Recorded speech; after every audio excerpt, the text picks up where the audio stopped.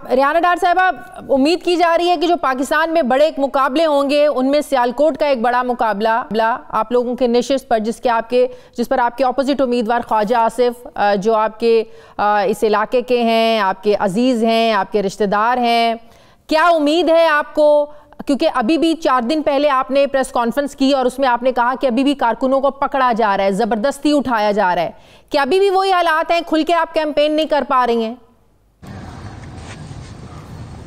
اس سے بھی زیادہ برے حالات ہے بیٹے میرے، اب بھی اٹھا رہے ہیں، لوگوں کے گھروں کے دروازے توڑے ہیں۔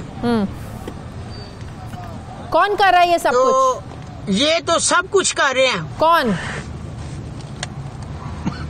وہی لوگ کرا رہے ہیں خواجہ آصف، جس کو فائدہ ہے۔ نہیں، خواجہ آصف نے تو پہلے بھی کہا تھا جب آپ لوگوں کے گھر ریڈ ہوئی، پولیس کے چھاپے پڑے اور پولیس نے بدتمیزی کی، تب بھی خواجہ آصف نے کہا تھا کہ میں تو گھر جا کر بھی معافی مانگنے کو تیار ہوں۔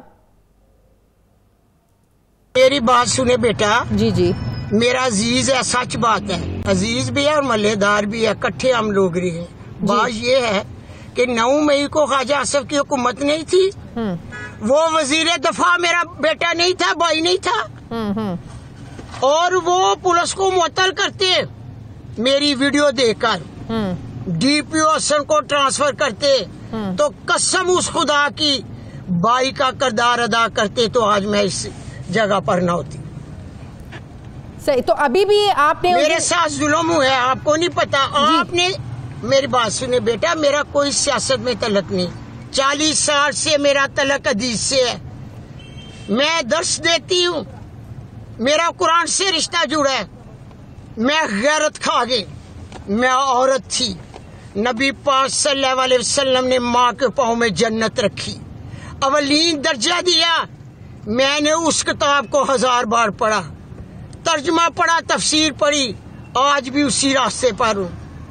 اس ظلم کے خلاف کھڑی ہوئی کہ ماں کے مقدس رشتے کی توہین نہ کی جائے، الیکشن لڑیں، باہر لڑیں، جو بھی کریں، گھر کی 4 دیواری پھیلا کر، دروازے توڑ کر، کسی مقدس رشتے بالکل ماں کو پاؤں میں جنت تھی، شیشے مارے گئے، میری چادر اتاری گئی، میرے بال کھینچے گئے، زمین پر گھسیٹا گیا، عمر ڈار کی بیوی کو ڈنڈے مار مار کے نیل پڑ گئے۔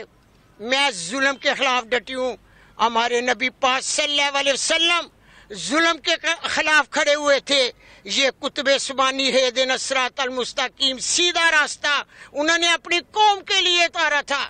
میں ڈٹ گئی ہوں، میرا سیاست میں کوئی تعلق نہیں، میرا جہاد ہے اپنے اس قرآن پر، جس ایمان پر کھڑی ہوں، جس نے مجھے بہادری دی، مگر غیرت مند عوام شہر سیالکوٹ کی، بالکل آپ ٹھیک کہہ رہی ہیں، سب کی مائیں ہیں، کسی کی ماں شہر سیالکوٹ کے لاکھوں میرے بیٹے، صحیح، کسی کی ماں، بہن، بیٹے کسی کے ساتھ زیادتی نہیں ہونی چاہیے، ظلم نہیں کسی پر ہونا چاہیے، بالکل انصاف، معاشرے میں انصاف ہونا چاہیے۔ لیکن آپ سیاست کی بات جو کر رہی ہیں کہ سیاست سے آپ کا کوئی دور تک تعلق نہیں ہے، لیکن اب الیکشنز ہونے جا رہے ہیں، سیاست کی جو ڈائنامکس ہوتی ہیں یہ بڑی مختلف ہوتی ہیں، جو ووٹنگ کا دن ہوتا ہے یہ بڑا مختلف ہوتا ہے، اس دن پتہ چلتا ہے کہ آپ ووٹر کو گھر سے نکالنے میں کتنا کامیاب ہوئے ہیں یا نہیں ہوئے ہیں۔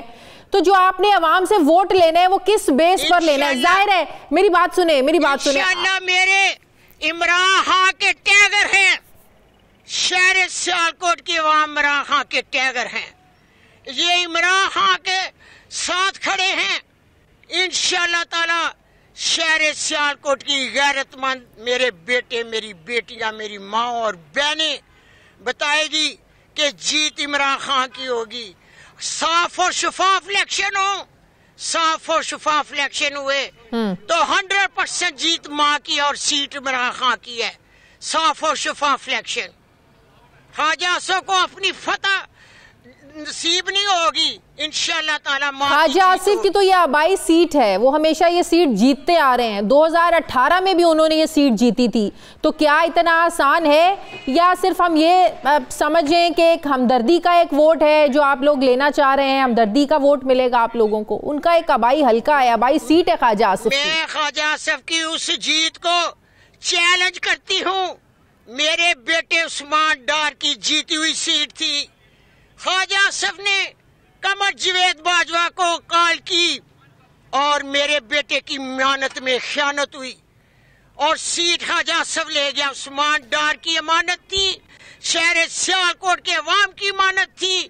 خواجہ آصف میرے قرآن کے مطابق عثمان ڈار کا مجرم ہے, شہر سیالکوٹ کے عوام کے لوگوں کا مجرم ہے. لیکن خواجہ آصف دیکھ لینا, غیرت مند لکھوں بیٹے ماں کے ساتھ کھڑے ہیں. لیکن ریحانہ صاحبہ اس وقت تو ماحول یہ تھا کہ اگر آر ٹی ایس بٹھایا گیا تو عمران خان کے لیے بٹھایا گیا, اگر آر ٹی ایس بٹھایا گیا تو عمران خان کے لوگوں کو, عمران خان کی پارٹی کو جتوانے کے لیے بٹھایا گیا. تو یہ کیسا آر ٹی ایس تھا جو عمران خان کے نمائندے کو ہرانے کے لیے جو ہے نا وہ بٹھایا گیا؟ اس وقت تو ساری سپورٹ عمران خان کے لیے تھی.